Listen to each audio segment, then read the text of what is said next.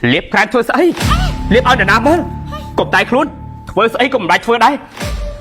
hạt đây có băng chơi bạc ní mà nó sấy tay cái tay khôi san băng trong chơi mình chơi ai men đi bọc kho hay hả ta hai khóc chấm khăn bọc xong tốt còn mình chạm băng chân chả chia sẻ cho phong chia sẻ còn mình chạm băng chân chồng lý hai còn mình chạm băng dây đây mi anh cất tha một quân của anh sạch na tươi châu cốc này dương mình bên một chồn cục tê chồng cốc nhóm prap lúc nè mình nấu sấy mình men to tầm biến rục rác hết ban mình nấu pro trong ban đâu thế pe kha miếng chia mình nấu bên sầm mặt phiếp bên lôi rock sầm bơ là mình khoát thế bụi cái đành kim ăn nút anh đi thằng nào kia cái dưới này giấy đây mình nấu pro chỉ tu tới cho mình đám cái gì là bao nhiêu không biết này nào kia ta đam thì vơi tha mà trời đai nút lôi bằng một cái hơi này cũng trong đây lời peนี่คือจิตรมนរបស់យើងបពន្ធរបស់ឯងក៏ធ្វើការងារនៅក្រុមហ៊ុនរបស់យើងដែរប្រយ័ត្នមកតិចវើយ គិតតែខ្លួនឯងទៅប្រូជា ឯងហាន់តែគេប្រូជា ចុច keyboard អត់មាន monitor ហើយបើមិនប្រូជាតើជាអ្នកណា ប្រូជានឹងជាអ្នកណាគេ គេគឺជាស្ថាបនិកវាយអ្នកក្រៅលោកមាត់ ណែយើងអត់ចង់និយាយអីច្រើនជាមួយឯងទេឯងឆាប់លួងប្រពន្ធរបស់ឯងទៅខ្ញុំគិតថាប្រពន្ធរបស់ឯងគឺខឹងឯងហ្នឹង មកអូនទៅផ្ទះយើងវិញ ខ្ញុំមិនតែ មកកុំប្រកាន់គ្នាច្រើនពេក ខ្ញុំមិនតែទេ បងអារម្មណ៍មិនល្អទេថ្ងៃនេះបងលួងប៉ុណ្ណឹងហើយអូនមិនក៏មិនព្រមស្ដាប់ បងតាំងមកតែម្នាក់ឯងតែ បាទហើយបើលួងមិនស្ដាប់ទេនៅប្រកាច់យកជាមួយអាម្នាក់នេះទៅ តែ ជីស៊ូនេះឯងមានរឿងអីហ៎បានមកមកទាំងព្រឹងនៅក្នុងអហ្វីសរបស់ខ្ញុំអញ្ចឹង គេខ្ញុំបងប្អូនមកលេង បងប្អូនមកលេងហើយក៏មិនសុំច្បាប់ខ្ញុំទៅជួបបងប្អូនទៅ គឺមិនមែនបែបនេះទេ អីគេវិញ គឺមករដៀបខើ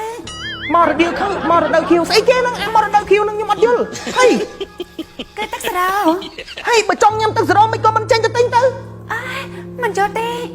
តែនៅក្នុងក្រុមហ៊ុននេះមានមនុស្សស្រីដែរទេ នៅក្នុងក្រុមហ៊ុននេះមានតាកូស៊ីនហ៎ ខ្ញុំត្រូវការនំប៉័ងល្មម គួតមិនចេះម្ដងត្រូវការនំប៉័ងម្ដងបងប្អូនមកលេងម្ដងមករដៀវខៅអីណាអត់យល់ ក៏សិនចាអញមាននំប៉័ងទេ អូមកចង់ញ៉ាំនំប៉័ងមែនខ្ញុំកំងឲ្យមានរសជាតិសាច់ជ្រូកហើយត្រីខយកមួយណា ហើយអញជាមនុស្សស្រីដែរហេតុអីក៏មិនយល់ ចាំបងថាចង់បាននំប៉័ង ក៏សិនខួរក្បាលរបស់ឯងនឹងគេជាអស់ហើយមែនទេឬមកក៏ប្រុសបោកពេកធ្វើខួរក្បាលរបស់ឯងឡន់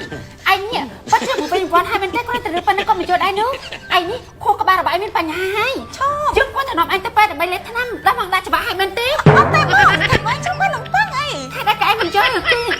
គឺសម្លេងអនាម័យនឹងនេះ ខ្ញុំនឹងកប់មាត់ហើយក៏ប្រាប់ថាចង់បានស្លាអនាម័យប៉ុណ្ណឹងមកចប់ហើយ ខ្ញុំគឺជាប្រភេទមនុស្សស្រីដែរមានការខ្មាស់អ៊ីនច្រើន អូខេចឹងឥឡូវចាំខ្ញុំណែនាំស្លាអនាម័យមួយឲ្យបងឯងនេះបងស្លាអនាម័យ KK ជា brand របស់កូនខ្មែរ ល្អណាស់ ចាហើយអ្វីដែលសំខាន់ណាបងគឺសាច់របស់គេគឺទន់ល្មើយហ្មងហើយត្រជាក់ហើយជក់ទឹកជាងគេគុណនឹង3 ហើយមានអីខ្លះទេ អូបងនេះគឺមាន KK រំដួលពណ៌ផ្កាឈូកនេះគឺសម្រាប់ពេលថ្ងៃហើយពណ៌ទឹកសមុទ្រនេះសម្រាប់ពេលយប់នេះវិញគឺ KK មាន Tea Cool បើបងចង់បានទឹកចាស់ហើយរៀង fresh ចឹងណាគឺយកមួយនេះចាហើយមួយទៀតបើបងចង់បានបែប premium នេះ KK premium បងគឺមាន4 size នេះឲ្យបងជ្រើសរើសអញ្ចឹងណាឥឡូវសម្រាប់ថាបងចង់បានទាំងអស់ឬក៏រើសតាមណាយកចោះនេះ បងយកទាំងអស់តែម្ដងទៅ